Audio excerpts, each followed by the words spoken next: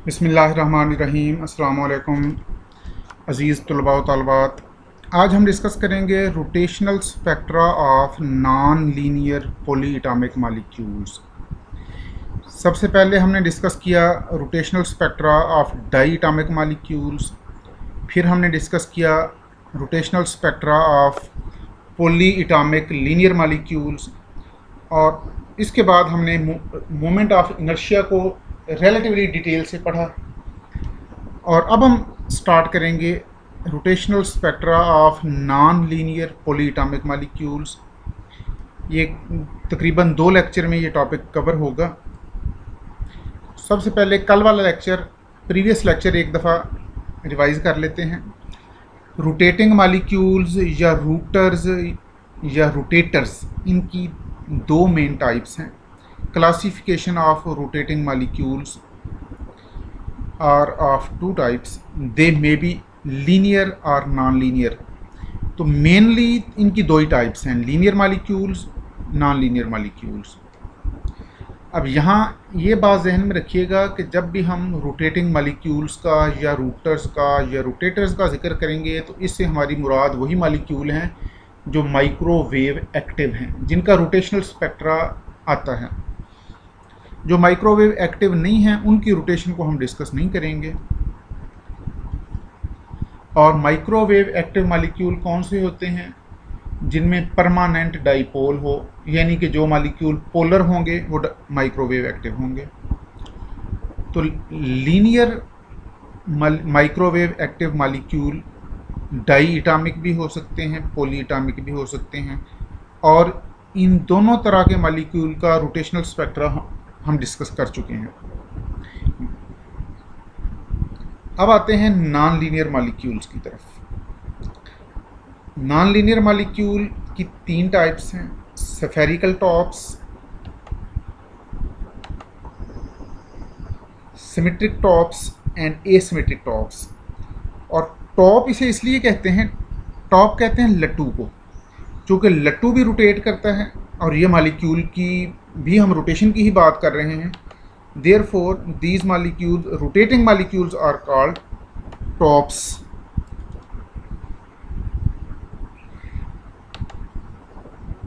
ये देखें, ये स्पिनिंग टॉप्स हैं।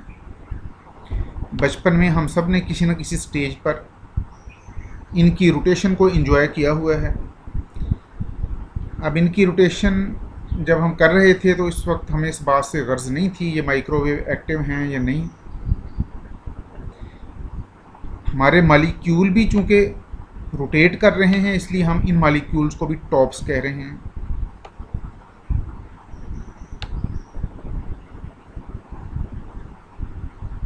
तो these are tops.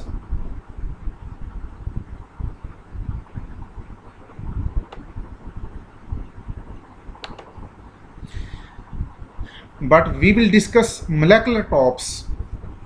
There are of 3 types: spherical tops, symmetric tops and asymmetric tops. Spherical tops के बारे में हमने डिस्कस किया था कि ये मॉलिक्यूल माइक्रोवेव इनएक्टिव होते हैं, therefore we will no more study them. इससे ज़्यादा हम इनकी यहाँ स्टडी नहीं कर सकते, क्योंकि हम रोटेशनल स्पेक्ट्रा को डिस्कस कर रहे हैं, और रोटेशनल स्पेक्ट्रा या माइक्रोवेव स्पेक्ट्रा उन्हीं मॉलिक्यूल का आता है जो पोलर होते हैं। Spherical tops non polar molecule हैं, चाहे ये रेगुलर टेट्राहेड्रल मॉलिक्यूल्स हों या रेगुलर ऑक्टाहेड्रल मॉलिक्यूल्स हों, they are non polar having 0 dipole moment and they deserve not to be studied here. अब यहाँ पर हम इनका ज़्यादा जिक्र नहीं करेंगे, and we will instantly switch over to symmetric tops. Symmetric tops, अच्छा, spherical tops में वो मॉलिक्यूल आते हैं जिनके तीनों डाइपोल मोमेंट की वैल्यू सेम होती है, इसलिए उनका डाइपोल मोमेंट 0 होता है। इनके तीनों मोमेंट ऑफ इनर्शिया सेम होते हैं। For spherical tops all 3 moment of inertia are same.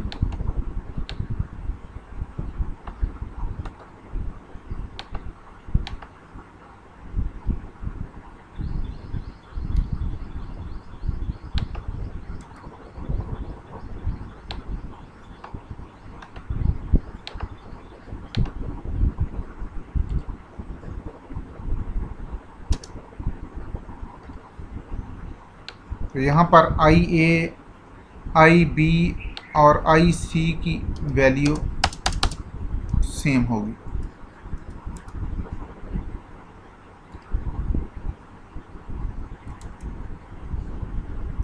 इसलिए ये मॉलिक्यूल माइक्रोवेव एक्टिव नहीं होंगे।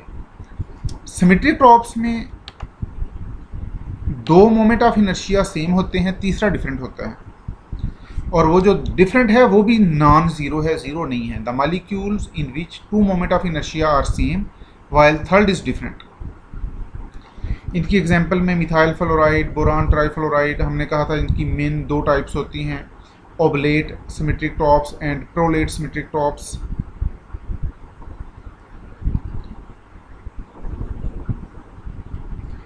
इनके तीन मोड्स ऑफ रोटेशन हैं। एक तो है रोटेशन अराउंड बॉन्ड एक्सिस। चूँकि हम एग्जांपल ले रहे हैं मिथाइल फ्लोराइड की, तो यहाँ पर हमने लिखा हुआ है carbon fluorine bond axis. Otherwise ये कोई भी मेन बॉन्ड एक्सिस हो सकता है, यानी ये वो बॉन्ड एक्सिस होगा जिसके अराउंड सेंटर ऑफ ग्रेविटी हो, जिस पर सेंटर ऑफ ग्रेविटी हो। तो यहाँ पर अगर आप सी एफ बॉन्ड एक्सिस ना भी लिखें, इस मेन बॉन्ड एक्सिस को टॉप एक्सिस भी कहते हैं। यानी हमने इलांग टॉप एक्सिस रोटेशन को डिस्कस करना है। तो first one, rotation around top axis. Methyl fluoride के लिए ये top axis carbon fluorine bond है और इसका मोमेंट ऑफ इनर्शिया आई ए से रिप्रेजेंट किया जाएगा। ये मोमेंट ऑफ इनर्शिया हमने लीनियर मॉलिक्यूल में नहीं पढ़ा था। लीनियर मॉलिक्यूल में हम मोमेंट ऑफ इनर्शिया को आई बी से ही स्टार्ट करते थे, या हम सिंपली उसे आई लिख देते थे, क्योंकि लीनियर मॉलिक्यूल में moment of inertia due to rotation around bond axis is almost zero, यानी वहाँ आई ए की वैल्यू हम ज़ीरो ले रहे थे और आई बी और आई सी की वैल्यू सेम थी। लिहाजा हम जब तक लीनियर मॉलिक्यूल को डिस्कस करते रहे, हमने मोमेंट ऑफ इनर्शिया को आई से रिप्रेजेंट किया। अब चूंकि हमारा वास्ता है नॉन लीनियर मॉलिक्यूल से, जिसमें तीनों मोमेंट ऑफ इनर्शिया हैं, लिहाजा अब हमें इन तीनों को डिफरेंशिएट करना पड़ेगा। Moment of inertia around bond axis और moment of inertia around top axis. इस टॉप एक्सिस को समटाइम्स सिमेट्री एक्सिस भी कहा जाता है। इस मोमेंट ऑफ इनर्शिया को आई ए से रिप्रेजेंट करेंगे। And then second mode of rotation, end over end rotation in plane of paper, इसका मोमेंट ऑफ इनर्शिया है आई बी, और end over end rotation out of plane of paper, इसका moment of inertia है I C. I B और आई सी ये इनकी values same हैं, क्योंकि एंड ओवर एंड रोटेशन चाहे इन प्लेन ऑफ पेपर हो या out of plane of paper हो, ये सेम।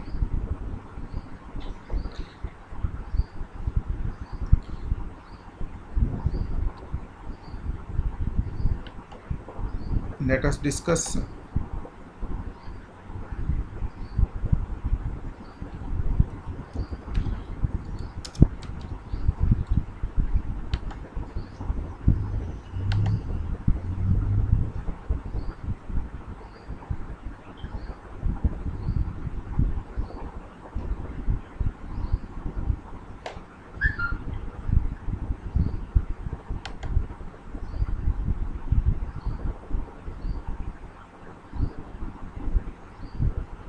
तो इसकी हम अभी वीडियोस भी देख लेंगे, कल वाला टॉपिक एक दफ़ा रिपीट हो जाएगा। Symmetric tops are of two types, prolate symmetric tops and oblate symmetric tops. Prolate symmetric top लंबूतरे होते हैं, ओबलेट सिमेट्रिक टॉप्स चपटे होते हैं, melon type. Prolate symmetric top में आई बी और आई सी की वैल्यू आई ए से ज़्यादा होती है, और ओबलेट सिमेट्रिक टॉप में आई बी और आई सी की वैल्यू आई ए से कम होती है।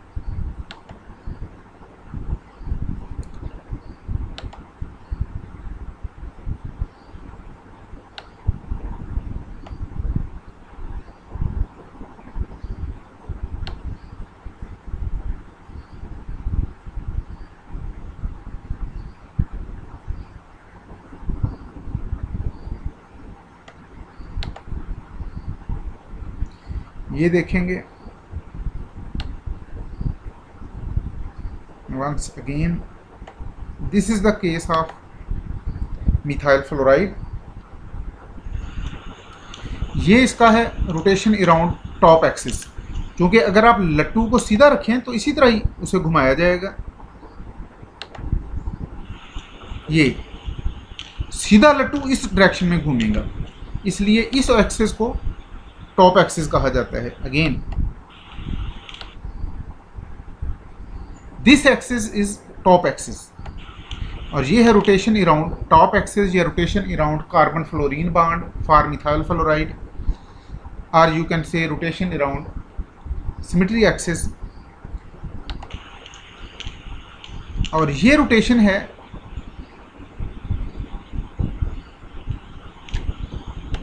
अच्छा, ये भी टॉप एक्सिस के अराउंड रोटेशन की एक एग्जांपल। ये इस तरह, अगर आप इस तरह इसको इस एक्सिस में रोटेट करें, ये भी रोटेशन अराउंड टॉप एक्सिस है। अब आपने इसको पेज पर रख दिया, और ये है end to end rotation in plane of paper. This is end, जिसका डाइपोल मोमेंट हम आई बी से रिप्रेजेंट कर रहे हैं, end over end rotation in plane of paper.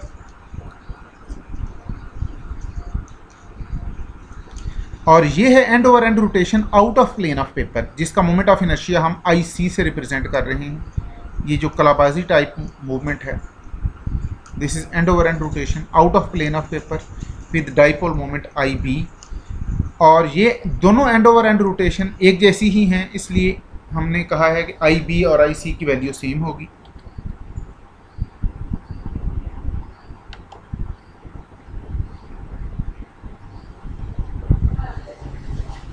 अब हम रोटेशनल स्पेक्ट्रा सिमेट्रिक टॉप्स का डिस्कस करेंगे। सिमेट्रिक टॉप के rotational energy level relatively complicated होते हैं as compare to energy level of linear molecules. Linear molecule में रिलेटिवली सिंपल केस था, symmetric top में ज़रा कॉम्प्लिकेटेड केस है, और एसिमेट्रिक टॉप्स में इससे ज़्यादा कॉम्प्लिकेटेड होगा, लेकिन उसका भी कोई हल निकालेंगे। चूँकि ये मॉलिक्यूल सिमेट्रिक हैं, इसलिए इनका प्योर रोटेशनल स्पेक्ट्रा ज़्यादा कॉम्प्लिकेटेड नहीं होगा। इट इज़ एनर्जी लेवल इनके कॉम्प्लिकेटेड ज़रूर हैं, लेकिन इनका प्योर रोटेशनल स्पेक्ट्रा सिंपल ही है। अगेन ये बात बार बार हम डिस्कस कर रहे हैं कि सिमेट्रिक टॉप्स के लिए आई बी और आई सी की वैल्यू सेम है, आई ए की वैल्यू इन दोनों से डिफरेंट है, और लेकिन ये वैल्यू ज़ीरो नहीं होगी। अब चूंकि इसमें दो तरह के मोड ऑफ रोटेशन हैं, rotation around bond axis and rotation around end end over end rotation, तो टोटल एंगुलर मोमेंटम इस मॉलिक्यूल का it will be the sum of separate angular momenta. Momenta is plural word for momentum.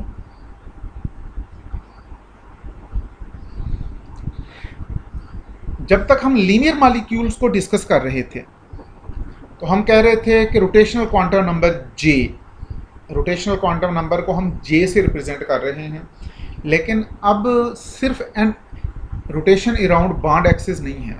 Linear molecule में only rotation around bond axis was microwave, rotation only and over end rotation was microwave active. Rotation around bond axis in linear molecule was not microwave active, तो हम उसे consider नहीं कर रहे थे। अब हम जब पॉलीएटॉमिक मॉलिक्यूल पे आए हैं, अब इनकी रोटेशन अराउंड बॉन्ड एक्सिस और रोटेशन अराउंड टॉप एक्सिस ये भी माइक्रोवेव एक्टिव है, तो इसके लिए भी कोई क्वांटम नंबर कंसीडर करना पड़ेगा। तो एंड ओवर एंड रोटेशन के लिए रोटेशनल क्वांटम नंबर है जे। लीनियर मॉलिक्यूल में भी हम रोटेशनल क्वांटम नंबर को जे से ही रिप्रेजेंट कर रहे थे, क्यों कि वहाँ पर हम सिर्फ and over end rotation he consider कर रहे थे, रोटेशन अराउंड बॉन्ड एक्सिस वहाँ नहीं थी। अब इन मॉलिक्यूल्स में सिमेट्रिक टॉप्स में चूंकि हम रोटेशन अराउंड बॉन्ड एक्सिस भी कंसीडर करेंगे, उसके लिए रोटेशनल क्वांटम नंबर है के। ये रोटेशनल क्वांटम नंबर के हमें वहाँ नहीं था मिला, लीनियर मॉलिक्यूल में हम इसे नहीं डिस्कस कर रहे थे, क्योंकि लीनियर मॉलिक्यूल में हम बॉन्ड एक्सिस के अराउंड रोटेशन को कंसीडर नहीं कर रहे थे। अब हमारे पास दो क्वांटम नंबर हैं J and K. J is rotational quantum number for end over end rotation, चाहे ये end over end rotation in plane of paper हो या end over end rotation out of plane of paper हो, दोनों के लिए rotational quantum number capital G। और rotational quantum number for rotation around bond axis it is K। K की value J पर depend करती है लेकिन J से ज़्यादा नहीं हो सकती, यानी मैक्सिमम अगर होगा तो J की वैल्यू तो K की वैल्यू J के बराबर हो जाएगी लेकिन J से ज़्यादा नहीं होगी। उसकी वजह यह है कि एंड ओवर एंड रोटेशन के दो मोड्स हैं और रोटेशन अराउंड बॉन्ड एक्सिस का एक ही मोड है, और ऐसा नहीं हो सकता कि रोटेशन अराउंड बॉन्ड एक्सिस के modes and over end rotation के मोड से बढ़ जाएं। इसलिए हमने कहा कि K की वैल्यू J से ज़्यादा नहीं हो सकती, बल्कि मैं तो ये कहूँगा कि K की वैल्यू J के इक्वल भी नेग्लिजिबल चांसेस हैं। अगर कोई ऐसा मालिक्यूल हो जिसमें सिर्फ and rotation around bond axis हो रही हो, एंड ओवर एंड रोटेशन ना हो, तो वहाँ पर J की वैल्यू और K की वैल्यू सेम होगी, अदरवाइज K की वैल्यू J से कम ही आएगी। अब देखें, चूंकि मालिक्यूल में दो मोड्स ऑफ रोटेशन हैं, इसका मतलब है मालिक्यूल की रोटेशनल एनर्जी अब डिवाइड हो गई between these two modes of rotation. Now rotational energy is divided between rotation along bond axis or you can say rotation along top axis, जिसका quantum number है कैपिटल K, और दूसरा mode of rotation rotation perpendicular to bond axis, जिसको हम end over end rotation कहते हैं, इसका quantum number है J। ये एंड ओवर एंड रोटेशन चाहे इन प्लेन ऑफ पेपर हो या out of plane of paper हो, ये दोनों मोड्स एक जैसे ही हैं, इसलिए इन दोनों का क्वांटम नंबर कैपिटल J है।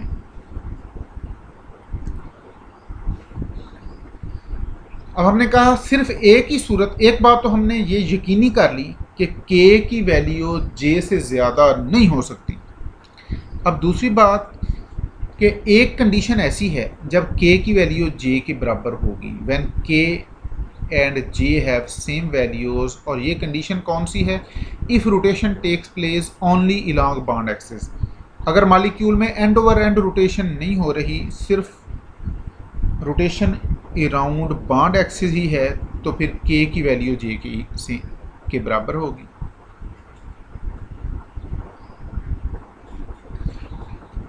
और जूं जूं एंड ओवर एंड रोटेशन के बॉन्ड के मोड्स इंक्रीज होते जाएंगे, K की वैल्यू डिक्रीज होती जाएगी। यानी बॉन्ड एक्सिस के परपेंडिकुलर रोटेशन के मोड्स जितने इंक्रीज होते जाएंगे उतना ही K की वैल्यू डिक्रीज होती जाएगी। Value of K decreases as rotation perpendicular to bond axis increases, या दूसरे लफ्ज़ों में यूं कह लें, as modes of end over end rotation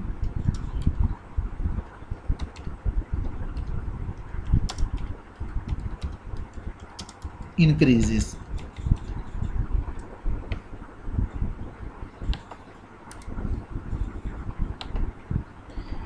K की वैल्यू पॉजिटिव भी हो सकती है, नेगेटिव भी हो सकती है। J की वैल्यू के बारे में हमने ये कहीं नहीं पढ़ा था कि J की वैल्यू नेगेटिव भी होगी। J की वैल्यू 0 हो सकती है जब molecule ground state rotational level में होता है, यानी जब उसमें रोटेशन नहीं हो रही होती, उस वक्त J की वैल्यू 0 होती है। Rotational quantum number for end over end rotation की वैल्यू 0 होती है। अब हम चूँकि rotation around bond axis consider कर रहे हैं, ये रोटेशन अगर क्लॉकवाइज हो तो K की वैल्यू पॉजिटिव होगी, और रोटेशन अराउंड टॉप एक्सिस और rotation around bond axis if it is anticlockwise then K will be taken as negative.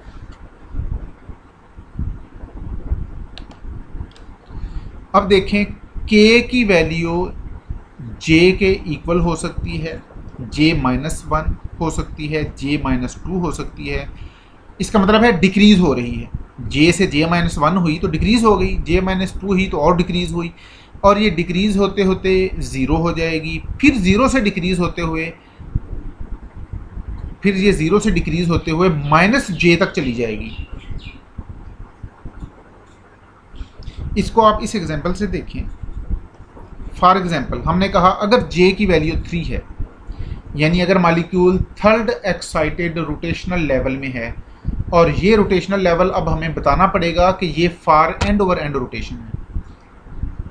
Molecule is in third excited rotational level with respect to end over end rotation. तो अगर तो इस molecule में सिर्फ rotation around bond axis ही हो रही है, फिर तो K की वैल्यू 3 है, लेकिन ऐसा है नहीं, क्योंकि हम ऑलरेडी कह चुके हैं कि molecule third excited rotational level में है, तो फिर K की वैल्यू 3 नहीं हो सकती, क्योंकि J से फिर वो कम ही होनी है। अब K की वैल्यू डिक्रीज होती जाएगी as rotation perpendicular to bond axis increases, यानी K की वैल्यू J होगी, J से -1 होगी, J-2 होगी, इस तरह डिक्रीज होती हुई ज़ीरो, और ज़ीरो से फर्दर डिक्रीज होती हुई J की माइनस वैल्यू तक हो जाएगी, यानी K की वैल्यू मैक्सिमम 3 हो सकती है। अब 3 से J-1 करें तो ये 2 हो गई, 3 के बाद J-2 करें तो ये 1 हो गई, इसी तरह ये डिक्रीज होती हुई ज़ीरो हो गई, फिर -1, -2 एंड -3। ये देखें K की कितनी वैल्यूज़ आ गई, 7। तो यहाँ पर अगर आप J की वैल्यू को 3 पुट करें तो K की 7 वैल्यूज़ आ गई। इसका मतलब है K की टोटल वैल्यूज़ 2J+1 होंगी। जितनी J की वैल्यू है उसको इस फार्मूला में पुट करें, 2J+1। तो इससे हमें पता चलेगा कि इस J की वैल्यू के लिए K की कितनी वैल्यूज़ हो सकती हैं।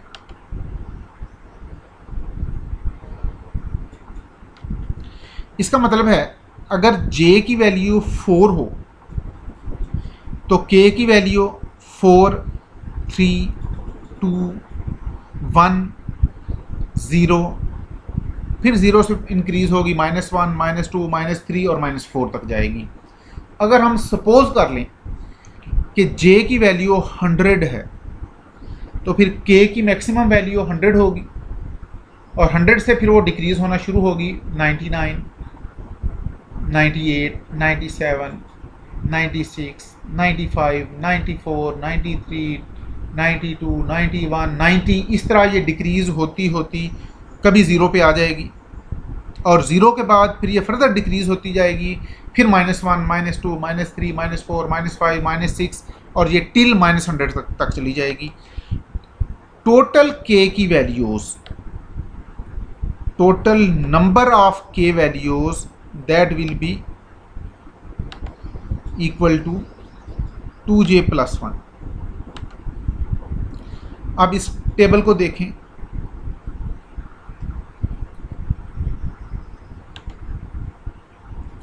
इस कॉलम में लेफ्ट कॉलम में हमने लिखा J की वैल्यू 0 हो सकती है, 1, 2, 3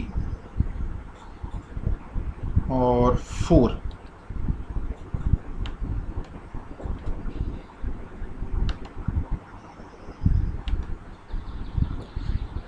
अब J की इन वैल्यूज़ के लिए K की कितनी वैल्यूज़ होंगी और वो वैल्यूज़ कौन कौन सी होंगी, ये हमने आगे नेक्स्ट कॉलम्स में डिस्कस किया। अगर तो J की वैल्यू 0 है, यहाँ 2J+1 में आप J की वैल्यू को 0 पुट करें तो फिर K की A की वैल्यू है जो 0 के बराबर है, क्योंकि हमने कहा कि K की वैल्यू J से ज़्यादा नहीं हो सकती। अगर J की वैल्यू 0 है तो फिर K की वैल्यू भी 0 ही होगी, क्योंकि अगर एंड ओवर एंड रोटेशन नहीं हो रही तो फिर रोटेशन अराउंड बॉन्ड एक्सिस भी नहीं है। फिर मॉलिक्यूल मुकम्मल तौर पे फ्रीज है, वो zero state ground state rotational level में है, यानी उसमें किसी तरह की रोटेशन नहीं हो रही।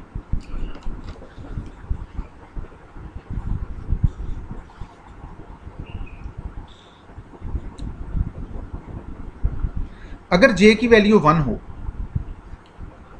तो according to 2j+1 number of k values, यहाँ पर अगर j की वैल्यू को 1 पुट करें तो k की 3 वैल्यूज़ होंगी और ये 3 वैल्यूज़ 1, 0 एंड -1।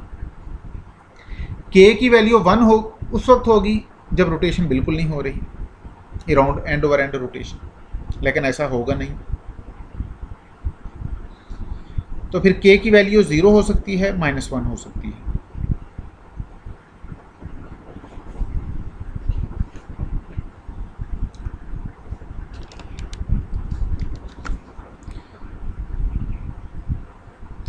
तो k की वैल्यू +1 है क्लॉकवाइज रोटेशन के लिए, k की वैल्यू -1 है एंटी क्लॉकवाइज रोटेशन के लिए।